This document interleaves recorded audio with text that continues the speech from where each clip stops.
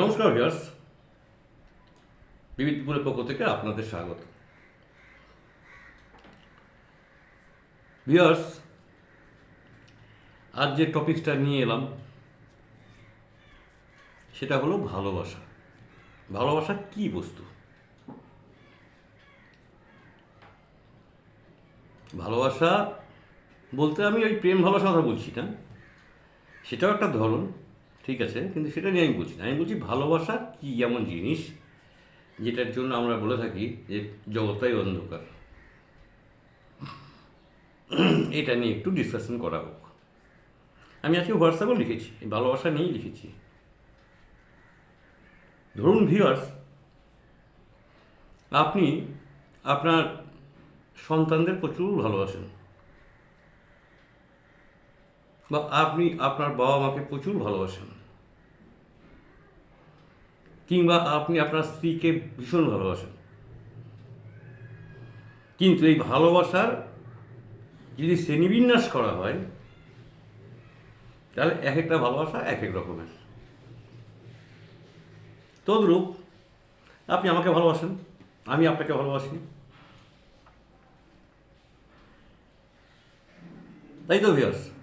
এই ভালোবাসা নিয়েই কিন্তু আমাদের পৃথিবী চলছে। টাকা পয়সা না, ধন দৌলত না,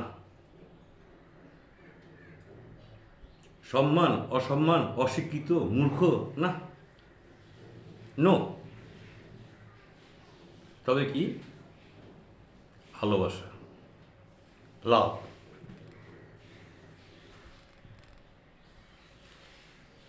ইদানিংকালে আমাদের সমাজ থেকে সেই ভালোবাসাটা বিচূর্ণ হয়ে গেছে। আপনারা এতদিনে নিশ্চয়ই আপনি বুঝতে পারছেন আপনারা যে আমি কি করতে চাইছি। আমি নতুন সমাজ গড়তে চাইছি ভিউয়ার্স। ভালোবাসাটা বিচূর্ণ হয়ে গেছে কেন? আমি আমার বাবা মাকে পছন্দ করি না, আমি আমার ভাই বোনদের পছন্দ করি না, আমি আপনাদেরকে পছন্দ করি না, আমি শুধু আমার স্ত্রীকে ভালোবাসি, আমি শুধু আমার সন্তানকে ভালোবাসি। এই যে পর্যায়টা গিয়ে দাঁড়িয়ে গেছে আমাদের, এটাই সবথেকে বড় বিপর্যয় আমাদের সমাজে। আপনারা ভাববেন। আপনার জন্য আমি কাঁদবো ভিউয়ার্স। ভালোবাসা তো এই, ভালোবাসা একটা আত্মিক টান। আপনার কোনো দুঃখ হলে আমি কাঁদবো, আমার চোখ দিয়ে জল বেরোবে। আমার কোনো অসুবিধা, কোনো বিপদ ঘটলে আপনি আমার জন্য কাঁদবেন, আপনার চোখ দিয়ে জল বেরোবে। এই তো ভালোবাসা, এটাই তো আত্মিক টান, এটাই তো আমাদের। কে বলেছে যে রক্তর সম্পর্ক থাকলেই ভালোবাসা থাকে, রক্ত সম্পর্ক না থাকলে থাকে না? কে বলেছে? এটা ভুল তথ্য। হয়তো রক্তের সম্পর্ক যেখানে ভালোবাসার সঙ্গে জড়িয়ে আছে সেখানে সেটা চিরস্থায়ী হয়, এটা হতে পারে।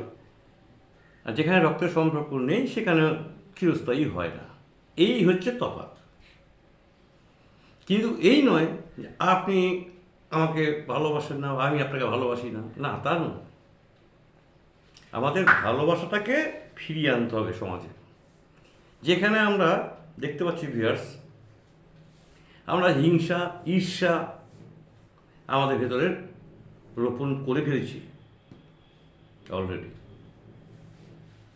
সেই ঈর্ষা, সেই হিংসা থেকে কি হচ্ছে? আমি আপনার ভালো দেখতে পাচ্ছি না, আপনি আমার ভালো দেখতে পাচ্ছেন না। আপনাকে যখন বলছি ভিউয়ার্স একটা সাবস্ক্রাইবার বাড়ান, আপনি গুরুত্ব দিচ্ছেন না। ভিউয়ার্স একটা কমেন্ট করুন বা একটা লাইক করুন, দিচ্ছেন না কেন?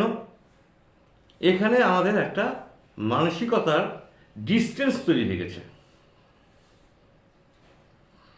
যদিও আমি আর বলছি না ইদানিং আমার এইভাবে যেগুলো সাবস্ক্রাইবার হচ্ছে খুব, আমি সেটা বলছি না। আমি এটা একটা উদাহরণ দিলাম ভিউয়ার্স। এটা তো মামুলি ব্যাপার। আমার প্রতিবেদন আপনারা দেখবেন কি দেখবেন না সেটা মামুলি ব্যাপার, এটা আমি বলছি না। এটা একটা উদাহরণ দিলাম জাস্ট। তাহলে কি হচ্ছে? আমাদের ভেতরে একটা হিংসা বা একটা ঈর্ষা কাজ করছে। বিপুলবাবু খুব ভালো বক্তব্য রাখে, ঠিক আছে। আমাকে ভিউয়ার্স অনেকেই বলে যে আপনি রাজনীতিতে আসেননি কেন? এই না, রাজনীতি আমার জন্য নয়। এত সুন্দর বক্তব্য রাখছেন আপনি। না আমি না রাজনীতি, আমাকে আমার এই আশেপাশে সব লোকজন বলে। অর্থাৎ আমি যে পয়েন্টে আসতে চাইছি, আমি কাম টু ব্যাক, আপনার ফিরে আসুন আগের কথায়, যে ভালোবাসাটা আমরা বিসর্জন দিয়ে দিয়েছি অনেক আগে,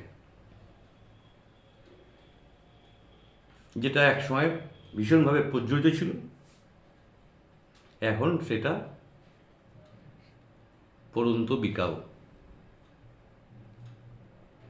আর উপায় নেই ভিউয়ার্স। আমাদের এই সম্পর্ক ভালোবাসাটা যদি আমরা উজ্জীবিত করতে না পারি, আমাদের সমাজ কিছুতেই টার্ন ওভার হবে না। আপনারা মিলিয়ে নেবেন।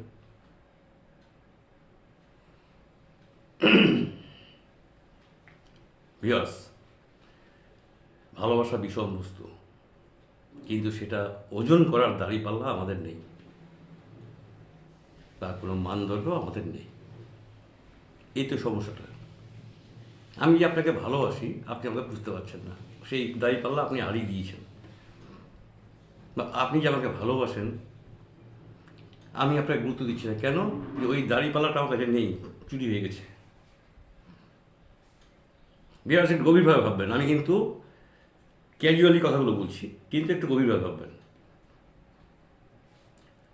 আমাদের বন্ধুত্ব প্রীতি বাড়াতে হবে। আমার স্ত্রী, আমার সন্তান তো আছেই, তাদের সঙ্গে অশান্তিও হবে, আবার মিলও হবে।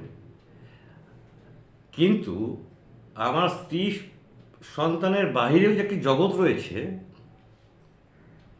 আমার বাবা মা, আমার বন্ধুবান্ধব, আমার ভাই বোন, একটা যে জগৎ রয়েছে, এটা কেন আমরা ভুলে যাচ্ছি ভিউয়ার্স? আমি অবাক হয়ে যাচ্ছি।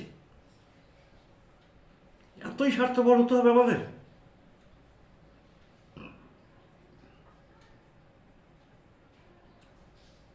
আমি, এই আমিত্বটা আমরা যতদিন না ভুলতে পারবো, আমি আর আমার, এই আমিত্ব আর আমারত্ব যদি আমরা না ভুলতে পারি, তাহলে আমাদের সংশোধনই হবে না মানসিকতার। আপনারা জাগুন, সতর্ক হন, আমাদের পরবর্তী জেনারেশনের কথা ভাবুন। তাদের সেই শিক্ষায় শিক্ষিত করতে হবে। কে বলেছে যে বিভিন্ন কলেজ ইউনিভার্সিটি থেকে ডিগ্রি নিয়ে শিক্ষিত হওয়া যায়? না, নেভার। কোনো একজন ব্যক্তি বিভিন্ন ইউনিভার্সিটি থেকে বা বিভিন্ন কলেজ থেকে নানান রকম ভুরি ভুরি কাগজ জোগাড় করেছে, কিন্তু মানসিকতা সে সংকীর্ণ। সে কিসের শিক্ষিত ভিউয়ার্স? আপনি বলুন, আমি বুঝান। আপনারা কমেন্ট করুন, আমাকে জানুন, তারা শিক্ষিত? হুম, মনে হয় না। শিক্ষিত সেই যে সেভাবে মানসিকভাবে তৈরি হবে সমাজকে তৈরি করার জন্য, সমাজকে উপযুক্ত জায়গায় পৌঁছে দেওয়ার জন্য। আমাদের সোসাইটিকে উন্নত জায়গায় পৌঁছাতে হবে। সেটা একটা অশিক্ষিত লোকও পারে, লেখাপড়া শিখতে হবে তার কথা নয়। আমি কিন্তু বলছি না যে আপনারা লেখাপড়া শিখাবেন না ছেলেমেয়েরা, আমি সেটা বলছি না। কিন্তু আপনারা অন্য বক্রভাবে নেবেন না। যারা মাধ্যমিক পাস করেছে বা উচ্চ মাধ্যমিক পাস করে পড়াশোনা ছেড়ে দিয়েছে কাজের তাগিদে, তারাও পারে সমাজকে পুনর্গঠন করতে, তারাই প্রকৃত শিক্ষিত।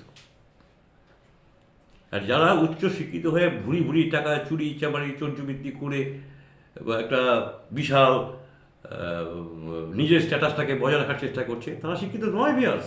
এখানেই তো ভুলটা হচ্ছে আমাদের, তাদেরকে অ্যাভয়েড করতে হবে।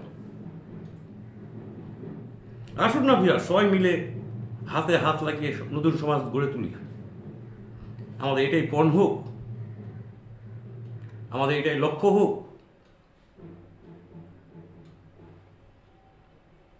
বিরাট সাথে এই পর্যন্ত রইল।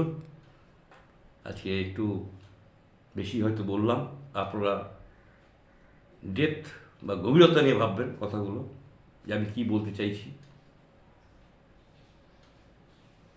ভালোবাসাকে পুনর্জীবিত করতে হবে। আমরা সবাই ভাই ভাই, কে হিন্দু, কে মুসলমান, কে খ্রিস্টান, কে বৌদ্ধ, এটা আমাদের বিষয়বস্তু নয়। আমরা সবাই ভারত মায়ের সন্তান, আমরা সবাই ভাই ভাই। এই সম্পর্কটা আমাদের তৈরি হোক। আজকে ভিউয়ার্স, আমার এইটুকুই বলার ছিল ভালোবাসা সম্পর্কে। আপনারা ভাবুন, আপনারা কমেন্ট করুন। আমি সবসময় রয়েছি আপনাদের পাশে, আর আমি আশা করব আপনারা সবসময় আমার পাশে থাকবেন, আমার পাশে দাঁড়াবেন, আমার ভুল ত্রুটি আপনারা ধরিয়ে দেবেন। আপনাদের কাছে আমার এই প্রার্থনা। একদম শেষ লগ্নে গিয়ে আপনাদের আমি বুক ভরা ভালোবাসা জানাই, আর পরমেশ্বর আপনাদের মঙ্গল করুন এই প্রার্থনা করি ভিউয়ার্স। আজকের মতো গুড বাই।